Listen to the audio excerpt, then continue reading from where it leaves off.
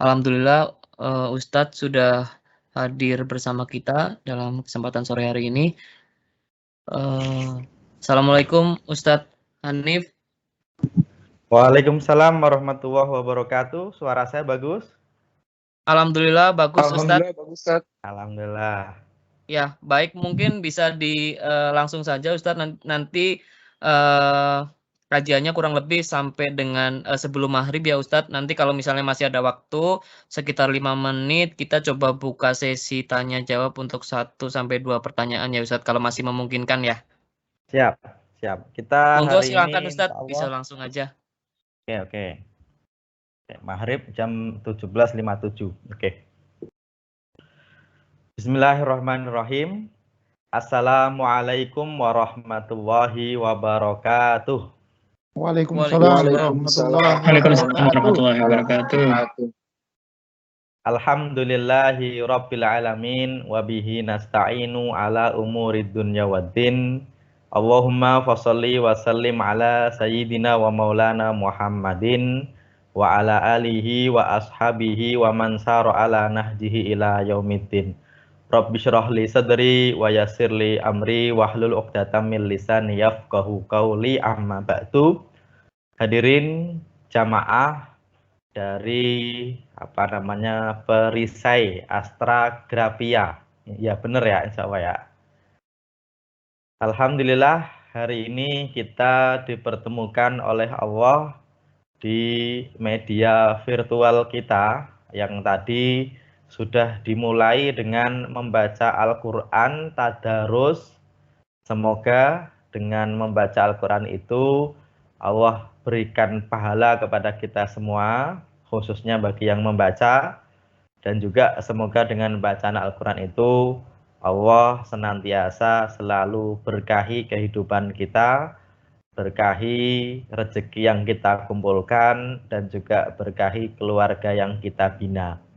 Dan juga saya doakan semoga jamaah semua selalu dalam keadaan sehat walafiat, baik sehat jasmaninya, sehat rohaninya, maupun sehat dompetnya ya Pak ya, insya Allah ya Pak ya. Tentunya di masa pandemi ini sehat yang 3 itu penting, karena ternyata juga banyak saudara kita yang sedang sakit, bahkan mungkin ada juga saudara teman kita yang meninggal karena pandemi ini. Makanya saya doakan semoga sehat biar imunnya kuat. Dan insya Allah kesehatan ini kita gunakan sebaik-baiknya dalam rangka kebaikan. Insya Allah kebaikan ini dalam rangka meningkatkan iman kita kepada Allah. Dan bapak-bapak ini harusnya sudah perjalanan pulang, tetapi ternyata masih ngaji atau banyak yang work from home juga ya.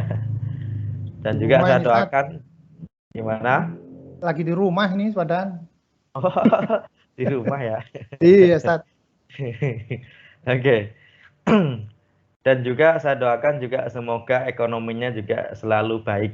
Tentu insya Allah kita gunakan dalam rangka kebaikan sampai nanti meninggal. Saya doakan semoga dalam keadaan terbaik, husnul khotimah, amin ya rabbal alamin. Amin ya rabbal alamin.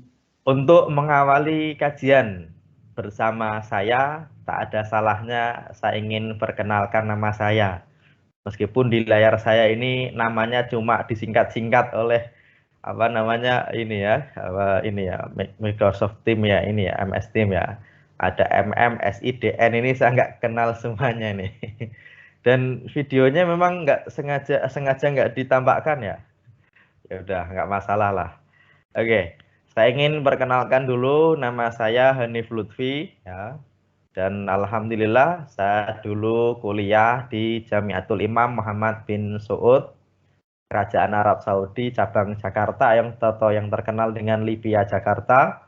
Jurusannya syariah, fakultasnya syariah, jurusannya fikih perbandingan madhab. Kemudian S2 di Institut Ilmu Al-Quran Jakarta, jurusannya syariah. Yang mana hari ini aktif sehari-hari, ya meskipun kantornya juga masih tutup di di Rumah Fikih Indonesia. Rumah Fikih Indonesia. Makanya hari ini sebagaimana saya dulu kuliahnya di mana, jurusannya apa, dan sekarang juga aktif di Rumah Fikih, maka tema kita hari ini yaitu tentang fikih, tentang ilmu fikih ya. Tema kita hari ini tentang ilmu fikih. Kenapa saya mulai dari perkenalan dan juga menyebutkan dari mana saya belajar? Bukan dalam rangka ingin pamer kuliahnya di mana, enggak ya.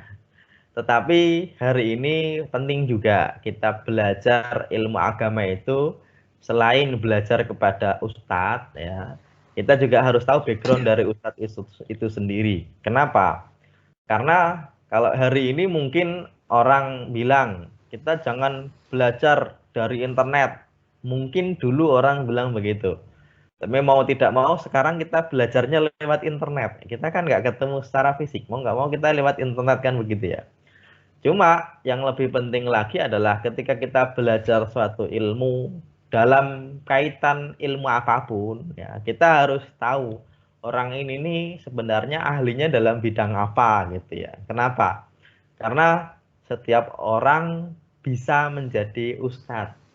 Setiap orang bisa menjadi ustadz dan ustadz itu bukan sebuah jabatan profesional yang mana seorang ustadz harus melewati jenjang tertentu, itu enggak ya. Hari ini orang yang dulunya mungkin siapa saja pakai baju koko, pakai gamis ya, terus dia membaca Quran hadis bisa disebut dengan ustadz. Makanya ustadz sekarang itu kadang-kadang ada yang LCMA ya, ada juga yang MALC, mantan apa saja langsung ceramah.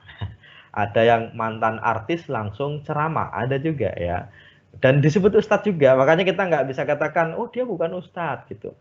Nah, makanya saya kenalan karena, mohon maaf. Karena yang kita bahas adalah fikih, dan alhamdulillah dari sekolah dulu saya jurusannya fikih, kemudian kuliahnya juga jurusannya syariah dan fikih, maka tema kita kali ini berkaitan dengan fikih.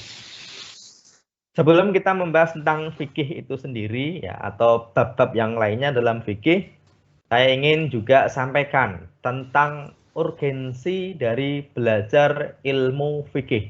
Ya, kita akan belajar dulu tentang apa itu ilmu fikih, cakupan ilmunya itu apa saja, kemudian urgensinya apa saja untuk kehidupan kita.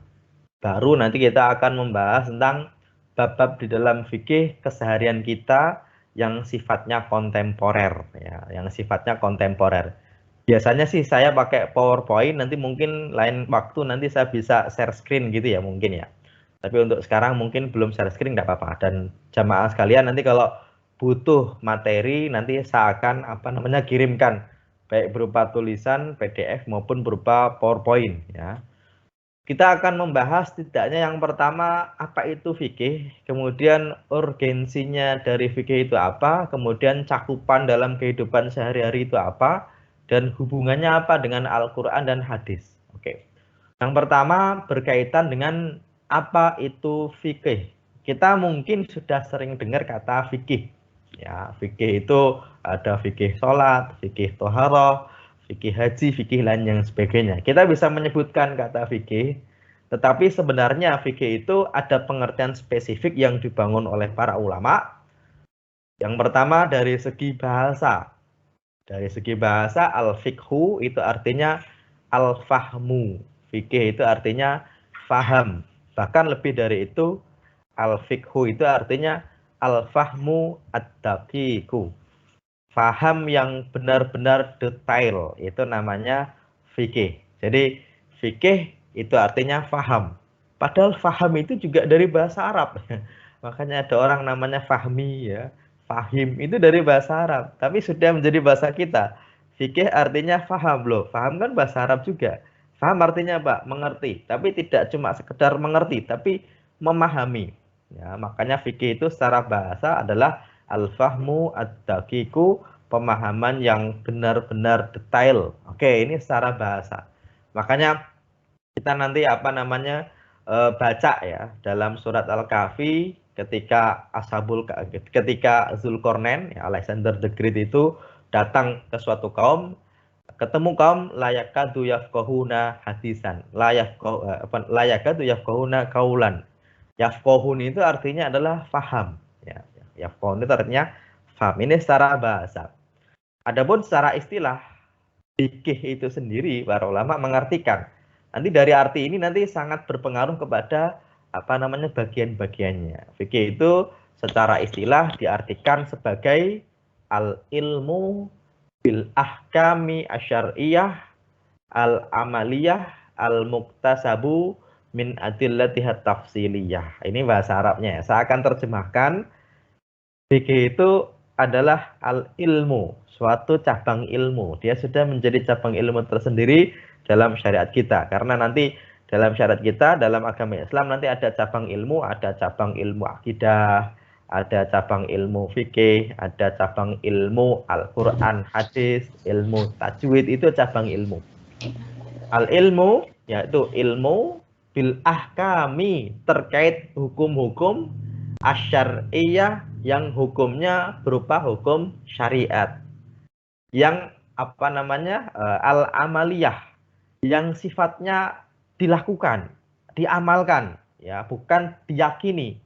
Karena kalau sesuatu yang diyakini bukan masuk bab fikih tapi bab akidah ya, yaitu ilmu tentang hukum-hukum syariat yang amaliyah, yang diamalkan ya, al-muktasabu, yang digali min adillatihat tafsiliyah, dari dalil-dalil yang terperinci ya. Makanya sebenarnya fikih itu ilmu tentang hukum-hukum syar'i yang sifatnya amaliyah, yang digali dari hukum-hukum, yang digali dari dalil-dalil syariat yang terperinci. Ini dari segi istilahnya. Oke, mungkin kita bisa contohkan. Yang pertama, ilmu tentang hukum-hukum syar'i. Oke. Hukum syar'i itu biasanya ya, itu terbagi menjadi dua tema besar. Meskipun biasanya kita kenal hukum syar'i itu ada 5. Mulai dari yang pertama wajib, yang kedua sunnah, yang ketiga mubah, yang keempat makruh, yang kelima haram. Ini namanya hukum syar'i. Oke. Wajib dilakukan dapat pahala, ditinggalkan dapat dosa. Makruh dilakukan nggak apa-apa, ditinggalkan berpahala. Mubah terserah, bebas, dilakukan tidak dilakukan nggak masalah, nggak dapat dosa, nggak dapat pahala. Kalau sunnah dilakukan dapat pahala, ditinggalkan nggak dapat dosa. Kalau wajib, kalau haram, dilakukan mendapatkan dosa, ditinggalkan mendapatkan pahala. Ini namanya hukum syar'i yang kita kenal ya. Meskipun tadi saya katakan hukum itu terbagi menjadi 2 secara besar aslinya, hukum wad'i dan hukum taklifi. Tapi hukum wad'i itu tidak begitu terkenal. Hukum sah, hukum batal itu aslinya hukum juga. Tapi yang lebih terkenal adalah yang 5 tadi. Wajib, sunnah, mubah, makruh, dan haram. Ya. Yang mana hukum itu digali dari dalil-dalil yang terperinci. Apa itu dalil-dalil? Dalil-dalil itu ya yang disepakati adalah yang pertama Al-Quran. Yang kedua hadis. Yang ketiga adalah ijma, kesepakatan para ulama. Yang keempat adalah kias, analogi terhadap hukum lain. Ini yang disepakati disebut dengan dalil ya. Makanya kalau kita belajar fikih sebenarnya juga belajar Al-Quran, juga belajar hadis, bahkan Al-Quran hadisnya plus. Kenapa plus? Karena tidak cuma belajar Al-Qurannya tapi memahami isi Al-Quran untuk diterapkan kepada apa yang kita lakukan. Itu namanya fikih. Ya, kita akan contohkan begini. Antara fikih dengan hadis, antara fikih dengan Al-Quran. Apa sebenarnya korelasinya? Jawabannya korelasinya apa? Fikih itu ilmu yang mana berkaitan dengan hukum yang diamalkan dari seorang hamba, yang digali dari dalil-dalil, salah satunya adalah Al-Quran dan hadis. Maka hubungannya antara fikih dengan Al-Quran adalah fikih itu ya memahami hadis, memahami Al-Quran. Jadi Tidak cuma sekedar Al-Qur'annya, tapi memahami Al-Qur'an. Ya. Al-Qur'an itu petunjuk, tapi sesuatu yang dianggap petunjuk itu bisa menunjukkan kalau kita bisa memahami petunjuk itu. Oke ya, kita akan contohkan dalam kehidupan nyata ya. Kita mungkin pernah ke daerah tertentu, ke Jepang misalnya, atau nggak usah jauh-jauh, ke Jogja misalnya. Di Jogja itu ada beberapa nama jalan itu yang tulisannya masih pakai tulisan aksara Jawa, Honocoroko. Tulisannya ada nama jalan Honocoroko. Nama jalan, papan penunjuk jalan itu artinya petunjuk. Petunjuk dalam bahasa Arab namanya dalil. Oke ya. Papan petunjuk itu namanya dalil. Tapi dalil itu bisa menunjukkan kepada kita, selain petunjuk itu tulisannya bagaimana, kita juga harus bisa membaca petunjuk itu. Harus bisa memahami petunjuk itu. Nah, ya. Yang kita tahu ya, ini kalau kita misalnya lagi ke Jogja, nggak harus ke Jogja lah. Ya misalnya teman-teman ini kan mainnya cukup jauh ya, ke Jepang misalnya. Kita pakai huruf kanji, kita naik apa namanya kereta Shinkansen misalnya. Kita naik, di situ ada papan petunjuk. Ya namanya sih papan petunjuk. Tapi kalau papan petunjuk itu kita anggap petunjuk dan bisa menunjukkan kalau kita bisa memahami dari tulisan itu. Ya, lah, fikih itu artinya memahami Al-Quran hadis. Diterapkan kepada pekerjaan kita sehari-hari. Itu namanya apa? Fikih. Makanya dalam memahami Al-Quran, dalam memahami hadis, itu butuh ilmu. Ilmunya ilmu fikih. Al-Quran itu petunjuk. Allah Maha Pemberi petunjuk. Hadis itu petunjuk. Bahkan Nabi juga menyebutkan setelah meninggalkan kepada kalian dua hal ya. Taraktu fikum amroini ma in tamassaktum bihima lan tadillu abadan. Hadis riwayat Imam Al-Hakim dalam kitabnya Al-Mustadrak. Setelah tinggalkan kepada kalian dua hal, kalau kalian pegang kalian nggak akan tersesat. Yang pertama kitabullah, kitab Allah, Al-Quran. Yang kedua adalah hadis Nabi atau sunnahku, kata Nabi begitu. Tetapi ya, Al-Quran itu memang petunjuk, tapi bisa menunjukkan kepada kita kalau kita bisa memahami petunjuk dari Al-Quran. Yang pertama. Ya, apalagi dalam bab hadis. Yang kedua, hadis itu petunjuk. Ya, hadis itu segala sesuatu yang disandarkan kepada Nabi, baik ucapan, perbuatan, sifat fisik maupun non fisik, ya, atau takrir atau ketetapan dari Nabi, itu namanya sunnah Nabi. Nabi sebagai petunjuk. Tetapi dalam kaitan memahami perbuatan Nabi, apakah kita lakukan atau tidak, itu butuh ilmu, tidak cuma hadis doang, tapi cara memahami yang benar itu ilmunya namanya ilmu fikih. Jadi ilmu fikih itu selain memahami Al-Quran, memahami hadis, juga memahami realita kekinian. Ya, makanya kita belajar ilmu fikih ya tentang pengertiannya tadi sudah saya sebutkan, yaitu ilmu tentang hukum-hukum yang sifatnya syar'i, yang kita lakukan sehari-hari, yang digali dari dalil-dalil yang terperinci, baik Al-Quran, hadis, ijma, maupun qiyas, maupun selainnya. Ini namanya fikih. Nah, terus urgensinya apa belajar fikih itu sendiri? Urgensinya yang pertama adalah biar kita tidak tersesat keliru. Baik kelirunya itu karena tidak membaca dalil, tidak membaca petunjuk, atau keliru baca dari petunjuk itu. Itu dua hal yang juga berbahaya. Ya. Orang yang belajar fikih berarti belajar tentang petunjuk dari Al-Quran dan hadis.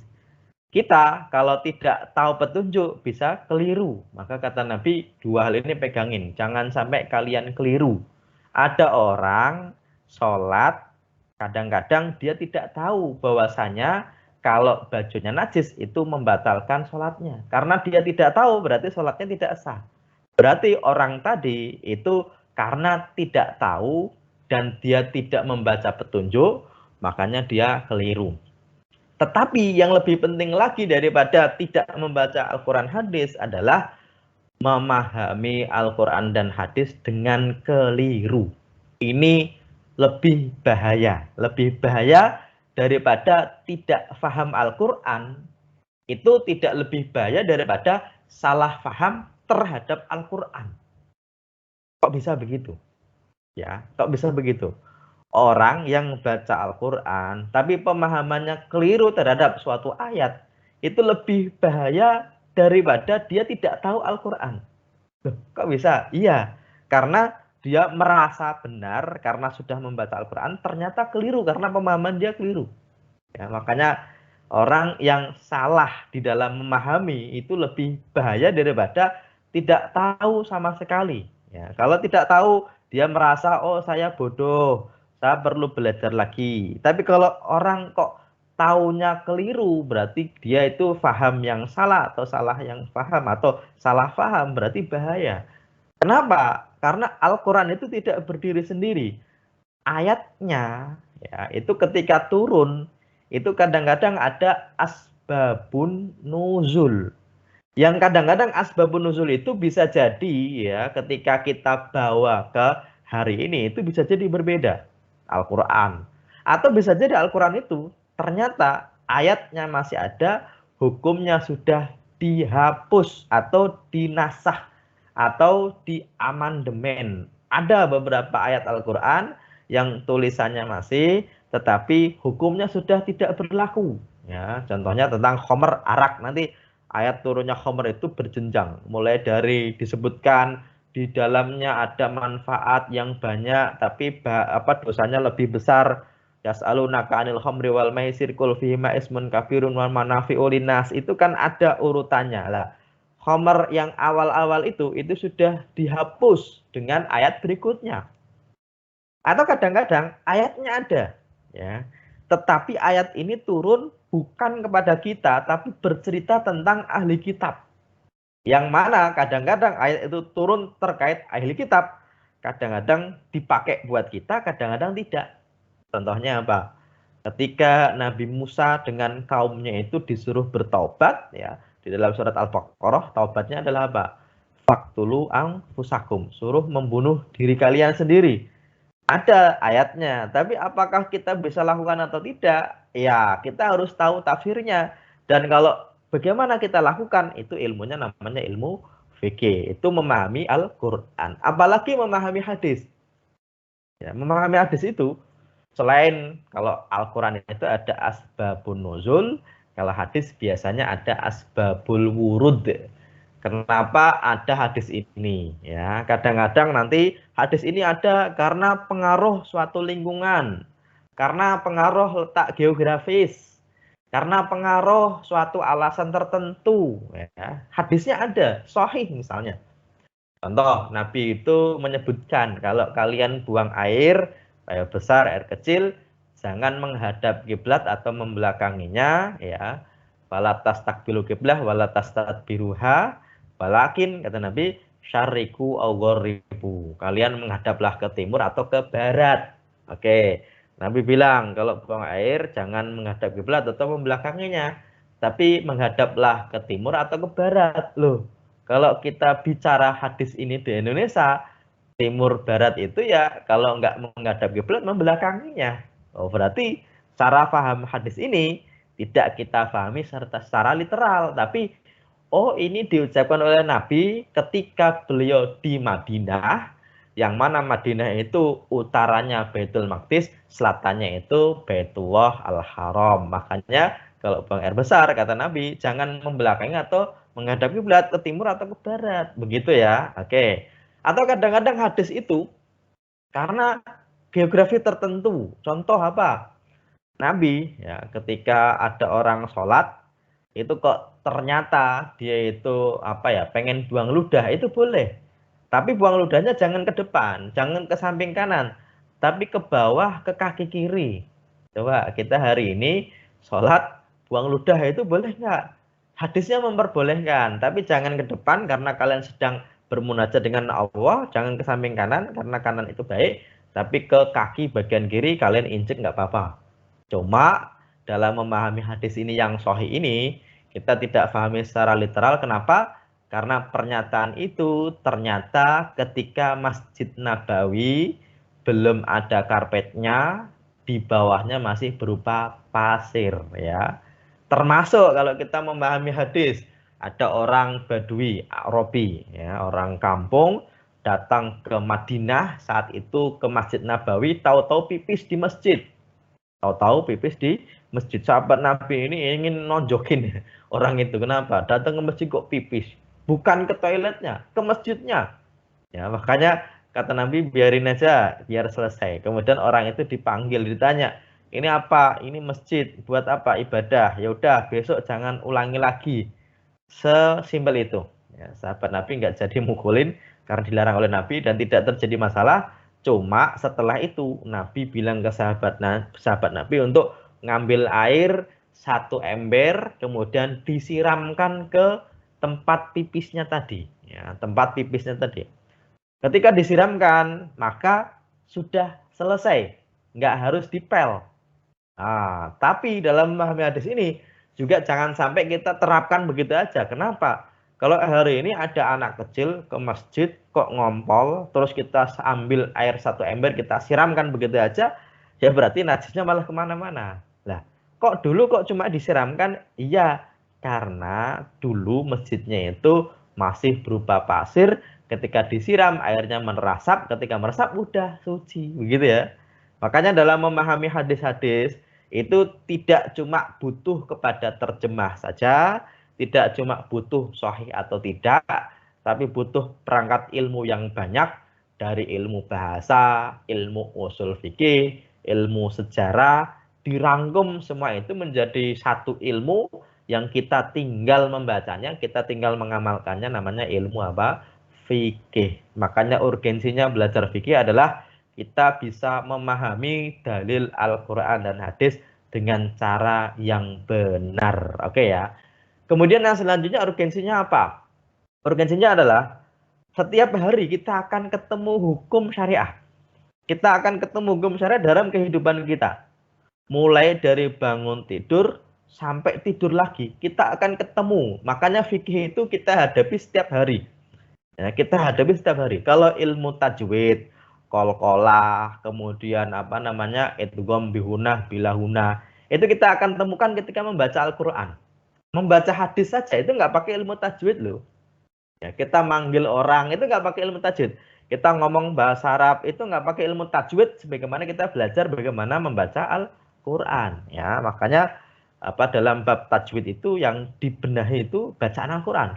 Tetapi kalau fikih, kita bangun tidur, kita berdoa, kemudian mau wudhu, kita harus cuci tangan dulu, kemudian wudhu, kemudian sholat, kemudian makan, kemudian berangkat kerja, kerjanya halal atau tidak, kalau ada sesuatu di pekerjaan ini bagaimana hukumnya, kemudian kita jajan, siang hari makan di warung, kita makan ayam, ayamnya kita nggak tahu bagaimana menyembelihnya, siapa yang menyembelih, ini hukumnya bagaimana, kan gitu ya. Kemudian kita pulang ke rumah ketemu istri, bagaimana berhubungan dengan istri, bagaimana berhubungan dengan anak, sampai kita tidur lagi, itu ada hubungannya dengan fikih. Kenapa? Karena setiap pekerjaan kita pasti ada hukumnya. Baik dia wajib, maupun sunnah, maupun mubah, maupun makruh, maupun haram. Yang paling penting ya antara wajib dan haram. Kenapa? Karena ada potensi dosa di situ. Yang wajib, kalau ternyata wajib kok kita tidak lakukan, berarti potensinya dosa. Kalau sesuatu yang haram kok kita lakukan, berarti potensinya dosa. Kalau dosa, berarti di akhirat nanti ada pertanggungjawabannya. Makanya belajar fikih itu dunia akhirat. Ya, kalau sampai wajib tidak dilakukan, berarti dosa. Kalau sampai haram kok dilakukan, berarti ya dia akan dosa juga. Makanya belajar fikih itu belajar long life kita, kehidupan kita. Apalagi setiap zaman punya tantangannya masing-masing, terkhusus fikih-fikih yang sifatnya itu muamalah. Contoh, di zaman hari ini kita akan ketemu banyak hukum fikih yang dulu mungkin tidak ada. Yang ulama-ulama klasik mungkin tidak akan tahu. Contohnya apa? jual beli online, COD ya, kemudian dropshipping pakai e-money, kemudian kita jual beli saham, forex ya kan gitu ya. Nah, kalau dulu orang bekerja kan berangkat pagi pulang sore, itu namanya bekerja menghasilkan uang. Sekarang bekerja nggak selalu begitu, kita dari rumah itu nggak kerja, kerjaan kita jalan-jalan, tapi duit ngalir kepada kita. Makanya apa ya namanya, kemarin sempat viral di Depok gitu ya, ada orang yang sampai diomongin tetangga gara-gara nggak kerja kok duitnya banyak ya. Lah itu hukumnya gimana? Kita jual beli emas, kemudian kita jual beli trading yang lain dan sebagainya, kita punya saham dan lain sebagainya. Hukumnya gimana? Lah itu ada hukumnya. Dan ini berkembang setiap zaman, setiap waktu. Makanya fikih itu akan selalu dinamis. Ya, termasuk bagaimana sholat hari ini ketika ada pandemi, bagaimana itu juga dibahas dalam ilmu fikih. Oke ya. Oke, ini urgensi yang kedua karena ilmu fikih itu akan selalu ketemu dengan kita di kehidupan kita. Baik ketika kita bangun tidur maupun mau tidur lagi. Dan hukum itu ya yang paling penting tadi ya, jangan sampai melakukan sesuatu yang haram atau jangan sampai meninggalkan sesuatu yang wajib. Kalau sunnah lakukan oke, kalau makruh kalau bisa ditinggalkan, kalau mubah terserah. Itu yang kedua. Yang ketiga, urgensi dari belajar ilmu fikih adalah kalau kita tahu ilmunya, insya Allah kita akan terhindar dari penyakit yang menghinggapi sebagian umat Islam. Ada dua model penyakit yang gara-gara tidak tahu ilmu fikih. Yang pertama yaitu penyakit ceroboh, yang kedua penyakit was-was. Ini dalam ilmu fikih penting banget ketika orang tidak tahu hukum, kadang-kadang dia terjerumus kepada kecerobohan. Atau kalau dia itu taunya kok setengah-setengah atau tidak tahu tapi ngarang, dia akan terjerumus kepada penyakit was-was. Ini dua penyakit yang juga harus kita perhatikan dan jangan sampai kita juga kena. Yang pertama penyakit dari ceroboh itu apa? Penyakit ceroboh itu ketidaktahuan terhadap suatu hukum, ya semoga kalau tidak tahu dimaafkan oleh Allah, tetapi dia melakukan sesuatu yang sebenarnya itu terlarang, bahkan kalau dia lakukan atau tidak melakukan sesuatu, padahal hal itu wajib dilakukan. Saya punya contohnya begini. Yang pertama, dia ceroboh dalam bab najis. Najis itu dalam bab fikih ya. Nabi pernah lewat suatu kuburan itu ternyata ada suara tangis, dua kuburan. Sahabat Nabi nggak dengar, Nabi dengar. Apanya Nabi datang dan Nabi bilang, dua orang ini disiksa di kuburnya bukan disiksa karena dosa besar. Yang satu suka ada berita dari A, diberikan kepada B, nanti diberikan kepada C. Ya kalau sekarang itu suka copy paste dari grup sebelah tidak tabayun. Nah, ini bisa jadi namanya namimah. Ya, ini yang pertama. Yang kedua adalah orang yang tidak selesai tuntas dalam pipisnya. Gara-gara tidak tuntas, ternyata setelah dia pipis nanti masih ada najisnya, dan kalau najis berarti sholatnya tidak diterima. Dan dia dihukum gara-gara hal itu. Ya, redaksinya ada 3, la yastabri'u, la yastanjihu, kemudian la yastatiru minal bauli. Dia ceroboh berarti. Ya, karena ketidaktahuan dia ceroboh, meskipun dia sholat bisa jadi sholatnya tidak diterima. Termasuk ceroboh dalam bab wudhu. Makanya Nabi pernah menyebutkan wailun lil aqabi minan nari. Celakalah orang yang ketika wudhu itu tumitnya ternyata masih kering. Hati-hati ya, karena hari ini kadang-kadang wudhu kita itu kalau pakai keran itu jarang kita pegang kaki kita karena kerannya tinggi ya. Kadang-kadang kita cuma kocorin doang. Kalau ternyata masih ada yang kering dari kulit kita, berarti wudhu kita dianggap belum sah. Kalau belum sah berarti ya sholatnya tidak sah. Berarti ini karena apa? Karena ceroboh. Termasuk nanti ceroboh dalam bab halal haram makanan. Nah, pokoknya yang ada dimakan. Nah, berarti ceroboh. Ya. Ceroboh dalam bab muamalah itu juga ceroboh yang bahaya juga. Ceroboh dalam bab fikih nikah ini juga bahaya juga. Ya. Ini gara-gara ceroboh karena ketidaktahuan ya. Yang kedua, kebalikannya juga tak kalah bahaya juga, yaitu penyakit was-was. Dan orang Indonesia dalam bab was-was ini itu cukup tinggi. Was-was dalam bab suci, was-was dalam bab sholat, was-was dalam bab ibadah yang lain, was-was dalam bab makanan. Was-was itu dari setan. Makanya kita suruh menghindar dari was-was. Salah satunya kita baca surat An-Nas, min syarril waswasil khannas. Was-was itu apa? Was-was itu omongan dalam hati yang kayaknya belum sah, kayaknya keliru, kayaknya berdasarkan kepada asumsi bukan kepada realita. Makanya ini namanya apa? Was-was kan gitu ya. Karena namanya was-was. Oke. Nah, orang yang taunya setengah-setengah kadang-kadang sampai terjemur kepada was-was. Kadang-kadang ada orang yang wudhu itu sampai 5 menit, sampai 10 menit karena dianggapnya ini belum sah gitu. Atau ada orang yang sholat karena dia was-was, katanya niat itu harus sampai bareng dengan takbir, dia harus niat, benar-benar niat Allah, belum. Ulangi lagi, Allah, belum lagi, Allah, dia putar-putar 5 kali terus bar kan gitu ya.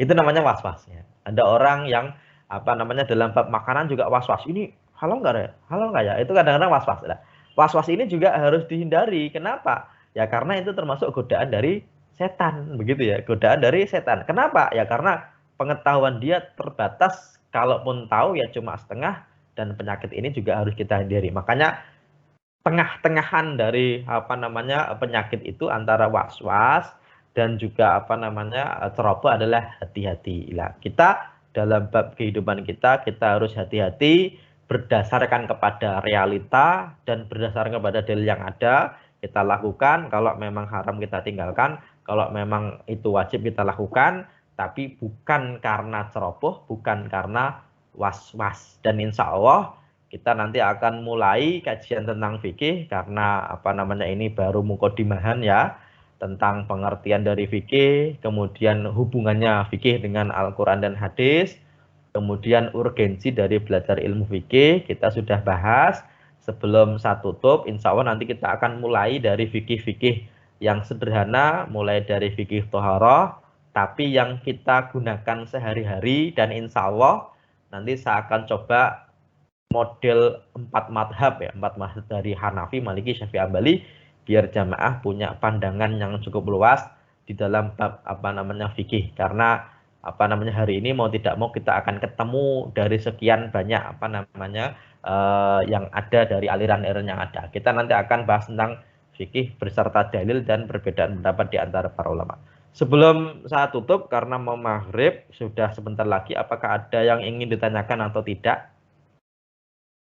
Terima kasih Al-Ustadz atas pemaparannya tadi, mungkin sudah disampaikan ya terkait latar belakang dan juga pendahuluan fikih ya. Ini mungkin saya coba sampaikan ada 2 pertanyaan, moga-moga bisa terjawab sampai dengan sebelum maghrib ya Ustadz. Jadi pertanyaan yang pertama ini dari Pak Ferdi Unggul Utomo. Jadi pertanyaannya adalah hukum sholat renggang bagaimana Ustadz? Apakah ada istihad atau bagaimana? Itu pertanyaan yang pertama. Saya langsung ya. Pertanyaan yang kedua dari Pak BPD, ini saya kurang tahu ya singkatannya. Jadi gini, yang kedua itu terkait keputusan fatwa MUI tentang vaksin AstraZeneca yang hukumnya haram karena tahapan proses produksi mengandung tripsin yang berasal dari enzim B2. Namun karena kondisi saat ini dikatakan darurat sehingga vaksin AstraZeneca diperbolehkan. Nah, pertanyaannya adalah bagaimana cara kita menyikapinya? Bukankah kalau yang dikatakan darurat karena tidak ada alternatif lain? Mohon pencerahannya, Pak Ustadz. Oke, ini pertanyaannya langsung menukik ini ya, mohon maaf ya, nggak apa-apa. Yang pertama berkaitan dengan sholat renggang. Begini, sholat itu memang bagusnya rapat. Dalam keadaan tidak ada masalah, bagusnya rapat. Tapi hukumnya bukan wajib, tapi sunnah. Artinya, kalau rapat berarti berpahala bagus. Kalau renggang tidak dalam keadaan pandemi, itu sholatnya jamaahnya tetap sah. Oke, jamaahnya tetap sah, hanya saja tidak menjalankan kesunahan kalau tidak pandemi. Kalau tidak pandemi, ya. Tapi sholatnya tetap sah, tetap nggak masalah. Cuma masalahnya begini, ketika hari ini kita harus jaga jarak, bagaimana? Begini, jaga jarak itu dalam rangka menghindari sesuatu yang tidak diinginkan, yaitu madharat, ya, yaitu tertular virus misalnya. Tetapi rapat itu hukumnya sunnah. Nah, sunnah itu kalau bertentangan dengan sesuatu yang madharat itu didahulukan madharatnya daripada menjalani kesunahan. Contoh, kita harusnya hari ini kita mau berpuasa sunnah tanggal 8 misalnya. Tanggal 9 bulan Muharram itu sunnah. Tapi ketika kita puasa ternyata kita sakit mah, berarti maldorot. Ya sudah, nggak usah puasa, kita meninggalkan kesunahan tapi menghindari maldorot. Dan hari ini di negara-negara Islam termasuk di Arab Saudi, termasuk di Masjidil Haram dan Masjid Nabawi sampai hari ini itu masih renggang dan sholatnya tetap sah dan nggak masalah ya Pak ya, karena ada sisi maldorot yang dihindari. Tapi kalau nanti misalnya kita sudah dalam keadaan biasa, ya kita rapatkan lagi. Semoga pandemi ini segera berakhir. Oke, ini yang pertama. Yang kedua, sebenarnya kajiannya cukup panjang ya, berkaitan dengan AstraZeneca yang katanya mengandung babi. Sebenarnya bukan mengandung babi, tetapi virusnya itu katanya ya, itu memecah proteinnya itu dengan apa? Dengan enzim yang dihasilkan dari tripsin. Tripsinnya itu katanya dari babi, katanya ya.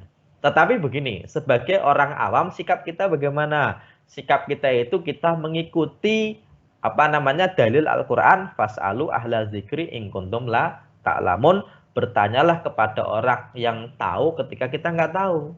Lah, orang yang tahu di Indonesia siapa? Yang mewakili para ulama, ya kita bisa sebut Majelis Ulama Indonesia. Sikap kita bagaimana? Ya kalau MUI-nya bilang nggak apa-apa, silakan pakai, ya sudah. Kita sebagai orang awam silakan pakai. Tapi kalau kita nggak mau pakai, nggak apa-apa, ya nggak masalah ya. Tetapi kalau pakai tidak berarti dia makan babi. Persis kasusnya dengan dulu orang jamaah haji Indonesia itu harus vaksin meningitis. Arab Saudi itu mewajibkan, mau masuk ke negaraku vaksin meningitis. Padahal vaksin meningitis itu kasusnya mirip dengan AstraZeneca. Tapi Arab Saudi mengatakan harus. Kenapa? Karena kita tidak mengkonsumsi babi, tetapi virusnya itu dipecahnya itu dari enzim babi. Itu sudah turunan dari babi, bukan babinya. Logikanya begini, kita ada kolam. Kolamnya berupa kolam lele. Kita kasih daging babi. Kalau lelenya makan daging babi, apakah kita lagi makan babi? Jawabannya enggak, kan gitu ya. Oke, mungkin ini jawaban singkat saja. Insya Allah nanti kita akan lanjutkan karena ini sudah azan maghrib. Ya, kita bisa tutup dulu. Baik, terima kasih Al Ustadz. Semoga dari Pak Ferdi Unggultomo dan juga Pak Bayu Prasetyo bisa menjawab. Sekali lagi saya ucapkan terima kasih kepada Ustadz Al-Hanif dan juga Bapak Ibu sekalian yang sudah meluangkan waktunya pada sore hari ini. Semoga ini menjadi amalan baik untuk kita semuanya, menjadikan pahala, dan semoga Allah selalu melindungi kita semua untuk menuju ke jalan surganya. Amin, amin, ya rabbal alamin. Amin, ya rabbal alamin. Kurang lebihnya mohon maaf. Jazakallahu khairan katsiran. Wabillahi taufik wal hidayah. Wassalamualaikum warahmatullahi wabarakatuh. Waalaikumsalam. Waalaikumsalam warahmatullahi wabarakatuh. Terima kasih Al Ustadz, terima kasih Bapak Ibu sekalian, sehat selalu. Saat